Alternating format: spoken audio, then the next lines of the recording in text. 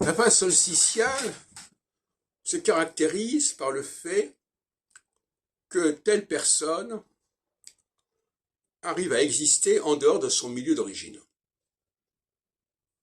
Par exemple, quelqu'un qui est d'origine juive ne va pas nécessairement exister que dans un milieu juif.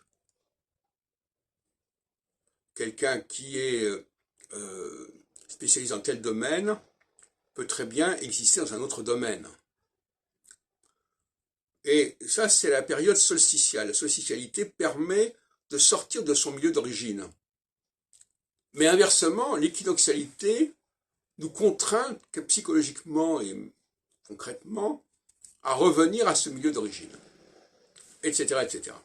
Donc il y a un aller-retour constant de 7 ans en 7 ans, qui peut aller justement, par exemple, pour parler simplement des migrations, il y a des périodes où on va émigrer et on va se retrouver individuellement dans un pays ou dans un milieu qui n'est pas le nôtre, et des périodes où on sera tenté de revenir vers un pays où l'on a des gens qui nous ressemblent et qui ont une même origine, une même histoire. Voilà, c'est comme ça que ça se passe. Et tout ça, ça obéit à des règles. Et notamment, on peut penser que la période solsticiale est favorable à l'émigration de personnalités qui vont chacune à sa façon s'affirmer en dehors de leur milieu d'origine.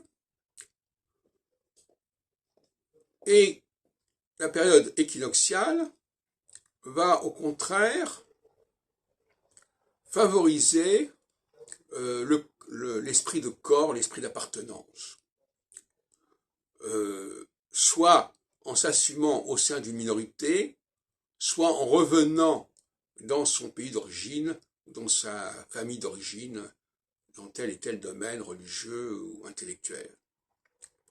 Mais de toute façon, il y a toujours une certaine tentation à exister en dehors de son milieu d'origine, qui se manifestera davantage en phase solsticiale et qui sera en perte de vitesse en période équinoxiale.